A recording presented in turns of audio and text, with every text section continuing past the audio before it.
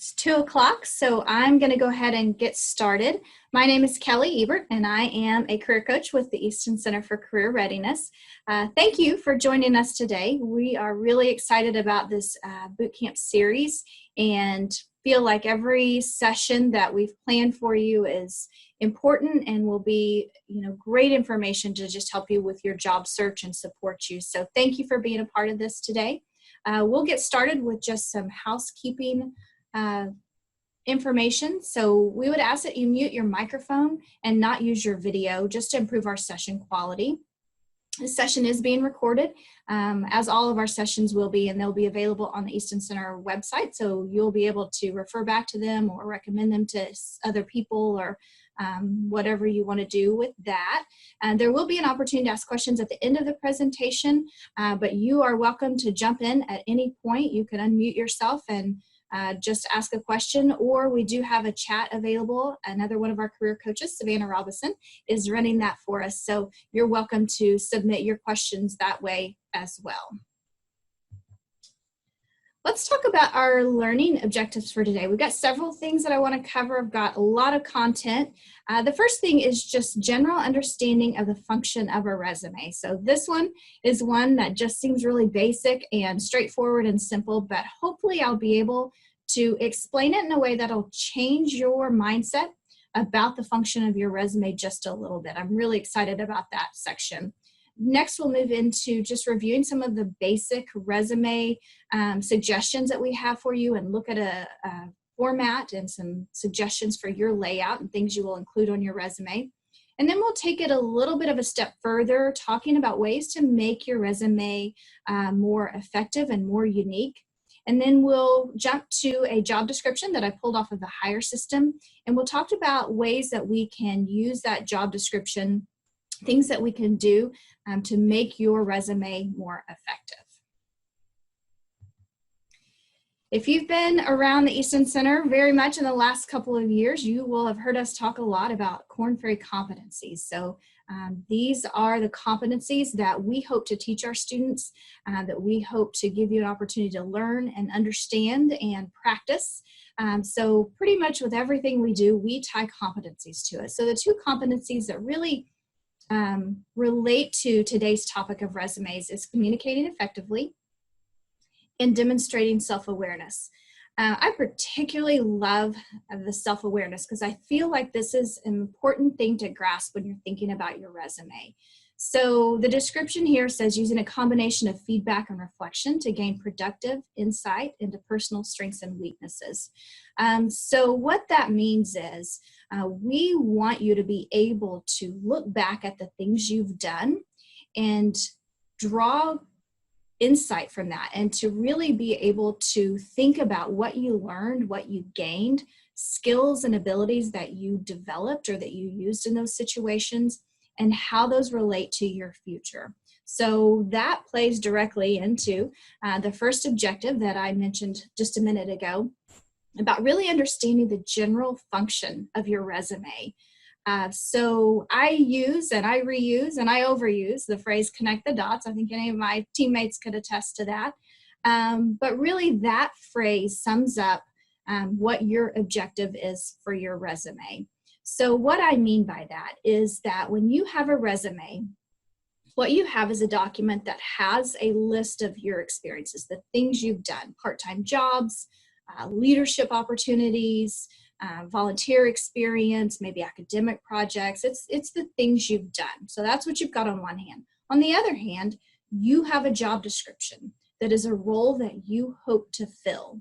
And your job, your objective with your resume is to connect those dots. So your role is to not just list the things you've done, but explain what you gained from them. Explain how they shaped you, how they helped develop you, the abilities that you now have because of those experiences that would allow you to do that job well. So as a recruiter is reading your resume, they know the role that they're trying to fill well. They have a full understanding of that role.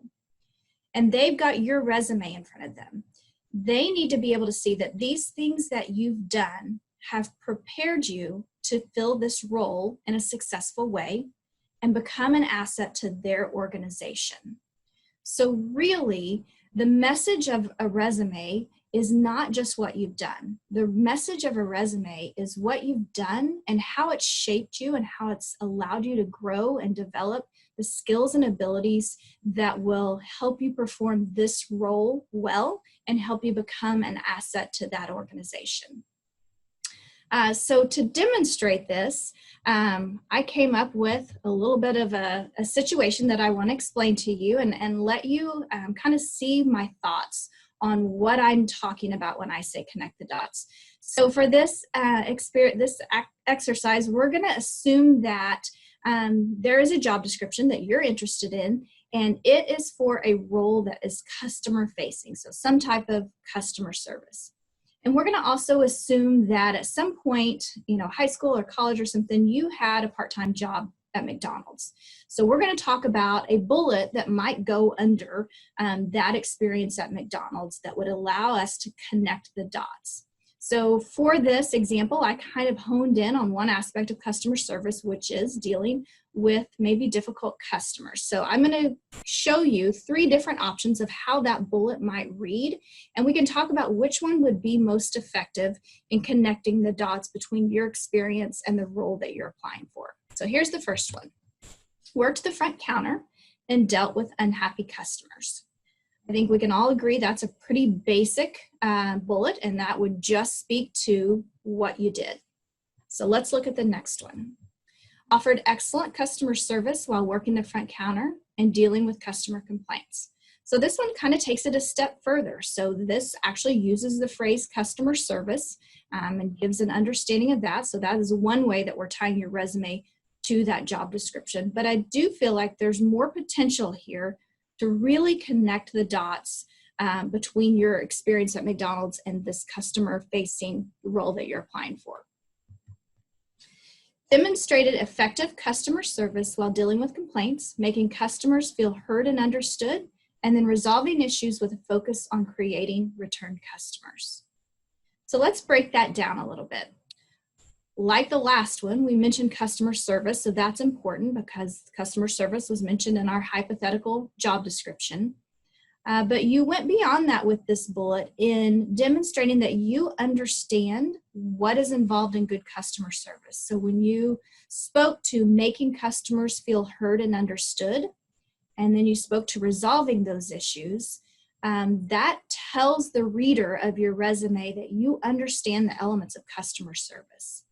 And then a step further is you added on with a focus on creating return customers. So that shows your understanding of how demonstrating effective customer service plays into being an asset to the organization as a whole.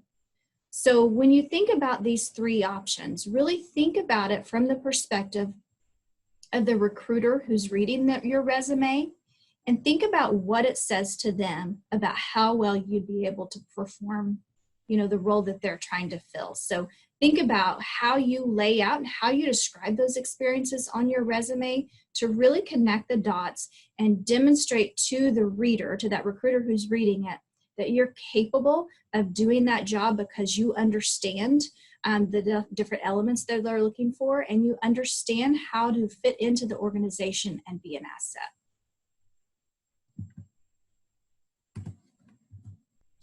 Okay, to switch gears just a little bit, I want to hit, we're going to move into some resume basics, but I just wanted to make sure that everyone's aware of the guides that we have available on our website.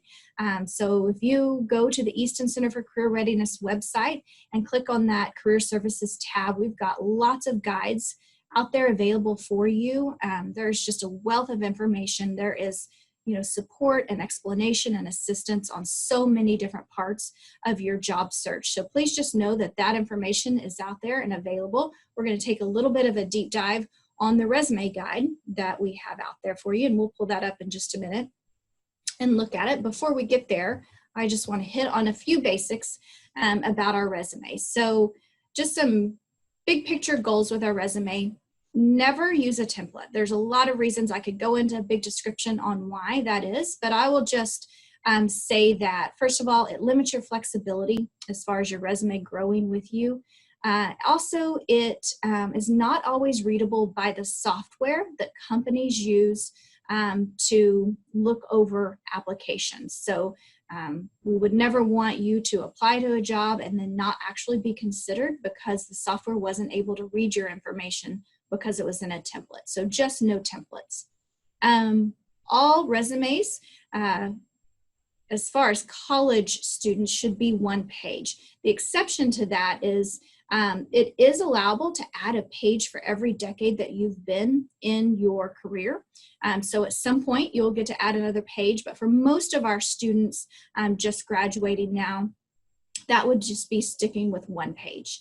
And business resume versus other styles. I just wanted to hit on this. We have a lot of students come in who have a roommate or a friend who is in some other major, maybe if it's graphic design or biology or whatever that is. And our business resumes look a little different. And so I just want to reassure you that our recommendations and our suggestions for resumes is based on just continual, consistent feedback from our recruiters. We are all the time, every time we've got a recruiter on campus or we're interacting with them, we're asking for their feedback and their input on what they want to see on resumes. So the guide that we use, the suggestions that we make to our students, that is all based directly on what our recruiters are looking to find on a resume. And then just on the font size, so your name's going to be probably anywhere from a 22 to a 26 size font. We really want your name to stand out. And then as far as font size on the rest of it, 10 point is the smallest you would ever go. And you want to pick a font style that's easy to read. So Times New Roman or Arial, something that's just clear and easy to read. Okay, so we're going to switch gears and move to our resume guide.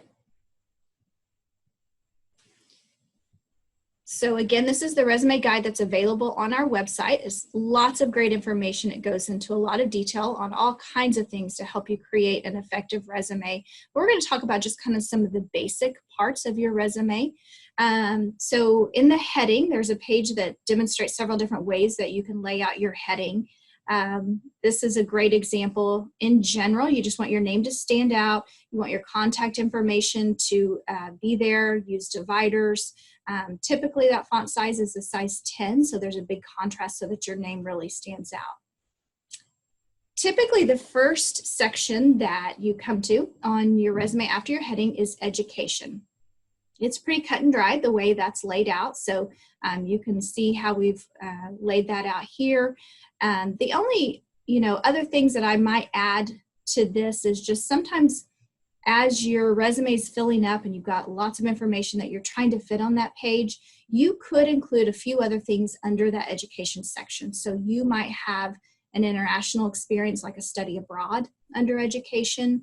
You might have an honor or award, some type of scholarship. Those things can also go into our education. So if you look through this guide, you'll see demonstrations of a few other things that can be included. But as far as the basic information that you're going to present in education, this is our standard layout for that information. Rule of thumb on GPA, I'll mention, we typically suggest that 3-point and above, you put it on there.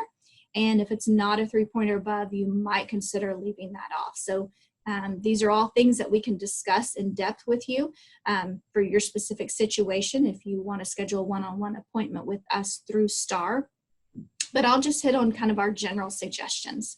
Next, we'll move into work experience. So the thing that's important to make note of here is you really want the role that you filled to stand out. So you'll see that we've got the sales associate title listed first and it's in bold. We want the role that you filled to be the first thing that a recruiter notices as they're glancing through your resume.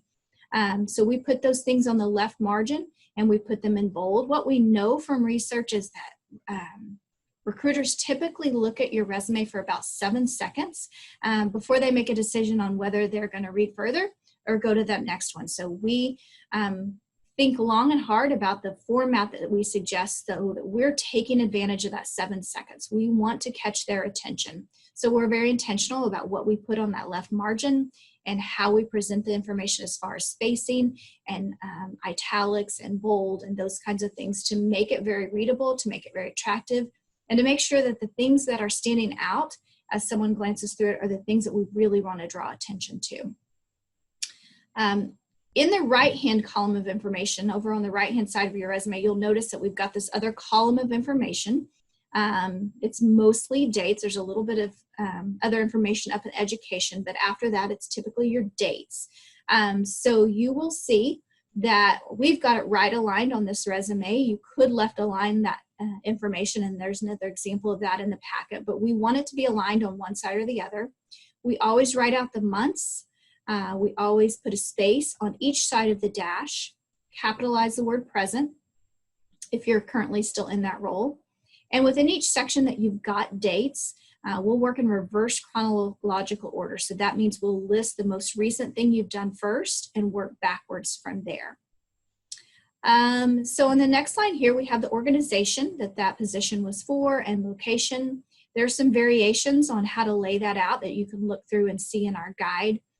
The bullets, this is really where it comes into play about incorporating those skills or those competencies. And this is really where you have the opportunity to connect those dots and to demonstrate what you learned or what you gained in that position. So if it is a position you held that's directly related to your field, you're going to be a little more specific about your role and what your responsibilities were. But if it's a more part-time job and the work isn't directly related to what you want to do long-term, then we're going to put the focus more on those skills and really demonstrate that you gained these abilities and developed and grew through this position in a way that will benefit you in the role that you're applying for. Even if it's not directly based on an industry, it's still can be very beneficial to that role just based on the soft skills that you used or developed. There's no set number of bullets. They always start with an action verb. This guide has pages of action verbs. If you are currently in that role, they'll be written in present tense, and if not, they'll be written in past tense. As you go on down to the bottom sections of your resume, so you just need to include the things that have made you unique, that have shaped you and helped develop you. We love to see the word leadership on a resume, and that section can be laid out much like the work experience is above, with that position that you held first and then the organization name.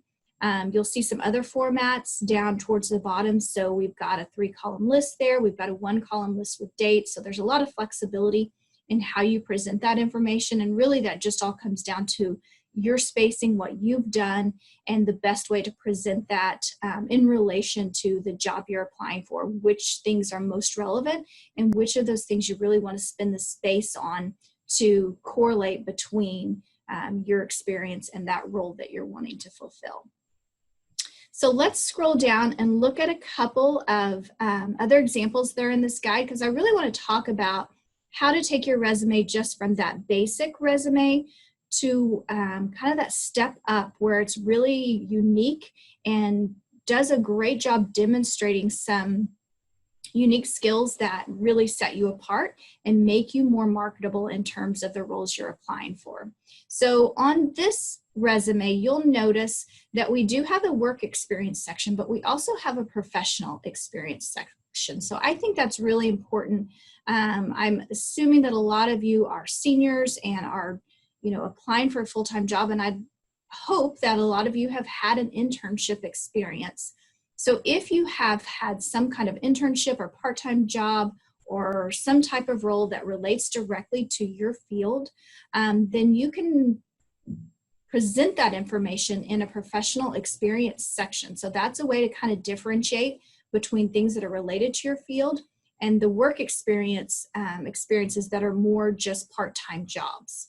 So those would be laid out very similar, but it just allows you to highlight the things that are great experience in relation to what you're applying for.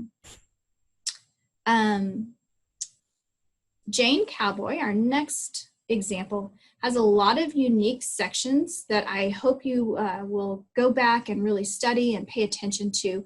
These are things that really will make your resume unique and make it stand out. So you can see we've included an academic project. That's a great way to demonstrate experience. That's a thing that a lot of our recruiters look for. Even though that is something that is done in class, it's still a way that you've applied kind of that book knowledge to real world experience. And so that can be presented as really valuable experience in relation to your field. The next section is technical skills. So this section, is a section that we, definitely want to see for our MIS students. But we're continually becoming more aware of how important those technical skills are, really for all of our majors. So anything you've done that have allowed you to develop technical skills, and that may be, as far as database software or operating systems or programming languages, but it may be technical in relation to your field. So think through what you have to offer that might allow you to build this technical skills section. Next is international experience. So for a lot of our students who have done a semester abroad or maybe more than one study abroad experience, we like to highlight that in an international experience section and really draw attention to that. Take note when you're looking through this guide that the bullets here kind of go beyond just kind of the idea of experiencing another culture. That's incredibly important and that's great experience, but we really want those bullets to demonstrate what you learned about business. How did that experience make you a better candidate for this role that you're applying for? So go a little bit deeper on your thoughts as far as those bullets on international experience. And then the final section here is job shadowing. This is a tool that I'm very passionate about. Our whole team is very passionate about. It's a great alternative to a part-time job or to an internship if that doesn't work out for you. It's something that you can do while you're in school, during your semester. Job shadowing really gives you a lot of exposure and can help you build a thorough understanding of different perspectives of business. It can give you clarity on the way that you would like to take your career. So beyond all that, it's also a great thing to put on your resume. So you can see here how that might be laid out. Again, this is something that if you're curious about and would like to learn a little bit more about, we'd be happy to visit with you in a one-on-one appointment with one of our career coaches. So I'm going to scroll back up. I kind of breezed past this section, but I want to go back now and talk about it. So a summary of qualifications is another section that we think is really useful and can be especially effective when you are customizing your resume to a specific job description. So there's two things that we recommend for the summary of qualification. We kind of use it in two different ways. So the first way is to capture unique things that maybe don't fit anywhere else on your resume. So if you speak another language or something like that, that's a great place to capture that information. Another thing that I wanted to touch on is earlier I mentioned a technical skills section. Sometimes you have some technical skills, but maybe not enough to build a whole section around. So a summary of qualifications is a great place to capture that information as well. You want to make sure you're getting that on there, but if you don't have enough to build a whole section on it, summary of qualifications is a great place to put that. And on a side note, I would just tell you, we talk to students about this a lot. In general, it's assumed that you know the basics of, Word and Excel, PowerPoint, those kinds of things. So that's not necessarily something you need to put on your resume unless the job description specifically asks for it. So if the job description names those things, then you want to be sure that you do put those on your resume and demonstrate that you have those capabilities as well. But if they're not on the job description, it's just assumed that you know how to do that. So the second reason that you would use a summary of qualifications, besides just capturing those unique information that you want to put on your resume, the other reason is to correlate your experiences with that job description. So it's a way to customize your job description based on what that role entails. So we'll talk about how to look at a job description and kind of read and zero in on the things that are important and how that would reflect in your resume.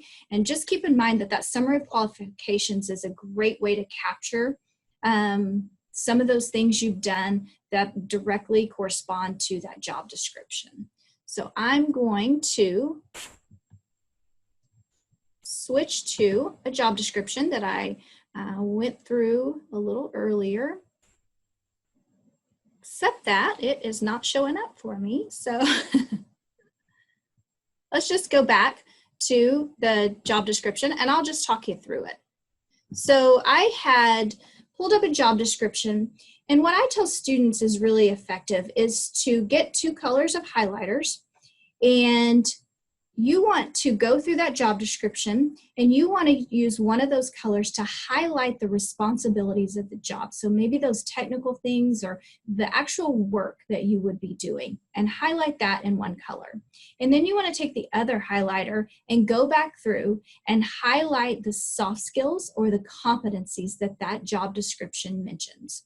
So the description that I had pulled up was actually a sales role, and it's a job that's currently on our hire system, and it mentions things like thinking analytically, operations, sales, things like that. So those are kind of the responsibilities. So if you have those responsibilities, or if you've done anything that you can tie to those concepts or your ability to perform those responsibilities, you want to make sure that you are presenting that clearly on your resume.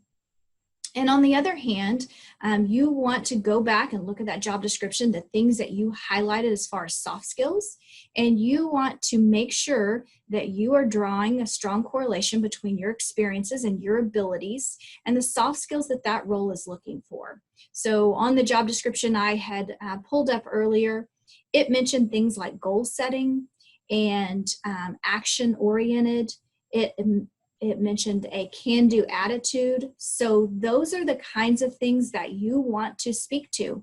So anywhere on your bullets of other experiences you've had, part-time jobs or leadership roles, anywhere that's allowed you to develop those specific skills, you want to name them.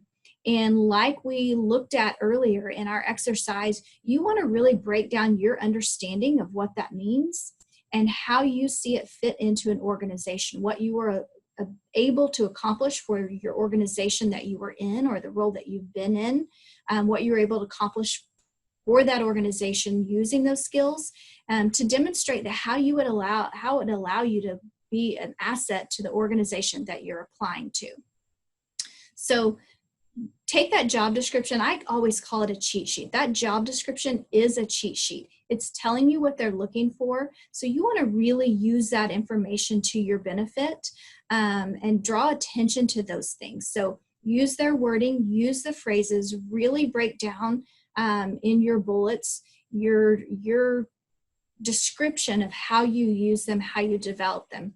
And then again, go back to your summary of qualifications and make sure that you're drawing attention to the things that we know they're looking for based on that job description. That specific job description I pulled up, it also had a link back to their job website, and it talked about their values and what's important in their company.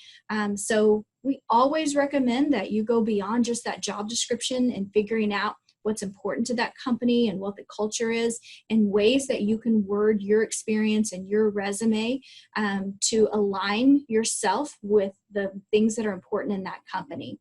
So I would encourage you to go beyond that job description, go to the website, study their values, learn about that company, and then find ways that you can work those things into your resume if they're things that you have used or developed or are important to you. So that is it in a nutshell. I know we breezed through things very quickly. I'd be happy to answer any questions that anybody has. If we've got any questions coming through.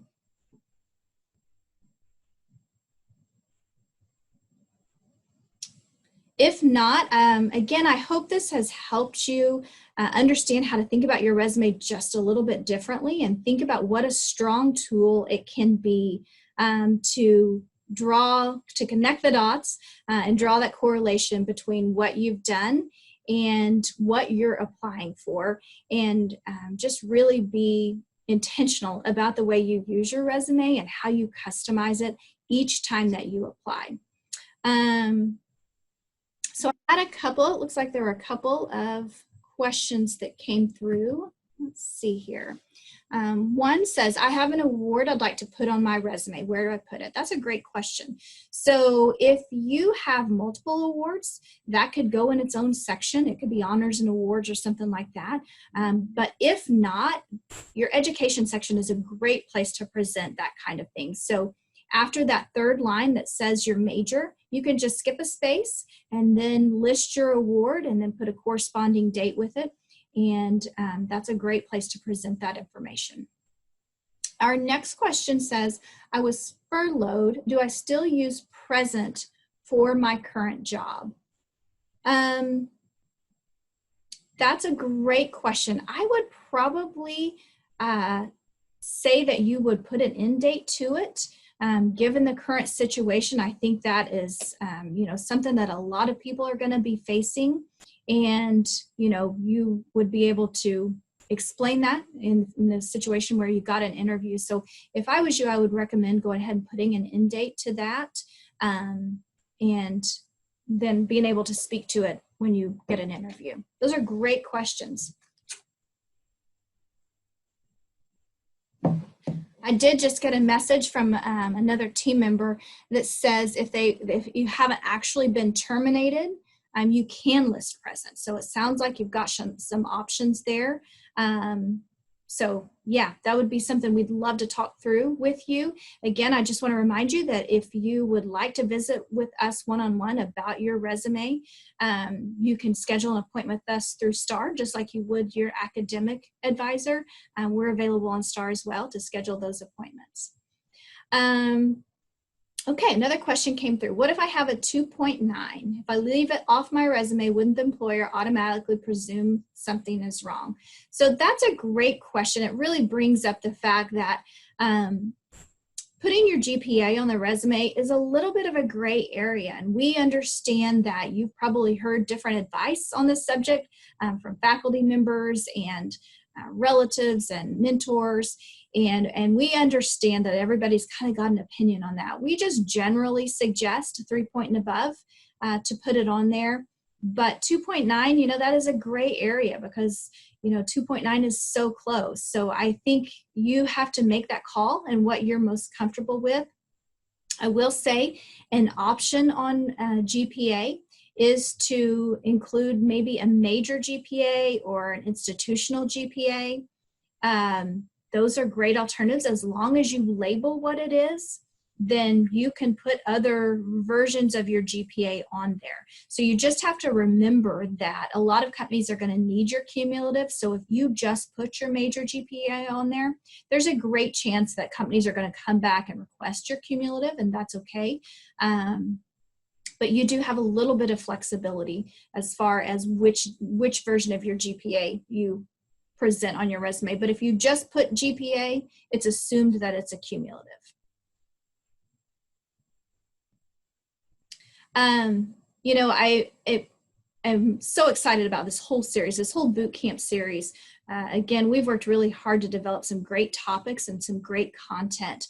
I talked a lot today about connecting the dots. That idea continues. That idea of connecting the dots is an important theme of your whole job search process, and it particularly comes into play again in the interview process. So we're going to talk about that more and really continue to develop that idea of connecting the dots in our 2 interview sessions for boot camp. And so I hope you'll continue to tune in to these sessions and kind of get the full picture of our recommendations for your job search. Got one more question coming in, going along with the last question. If you have a 2.8 or 2.9, but your major GPA is a 3.5, would you recommend putting that instead? Yes. So again, I would put my major GPA on there, label it major GPA, and just know that there are some companies, probably quite a few companies, that will come back and request that cumulative, but you're totally allowed to present a different version of your GPA. So I would definitely recommend 3.5 on there, labeled as a major GPA, and just be ready to present your cumulative when it's requested. Those are all great questions. Any other questions that you have for me before we wrap this up? Okay, well, thank you again for joining us. I hope you heard some things that are helpful to you. We are so excited that you joined us, and we really want to help you. We love working with our students. We look forward to meeting with you one-on-one. Strongly encourage you to schedule an appointment with us and let us talk through your exact situation and your exact experiences, and help you put together a plan for your job search and how to best present the things you've done and use that to find the opportunity that's right for you. So thank you again, and we hope you have a good day, and we'll see you tomorrow at 2 o'clock.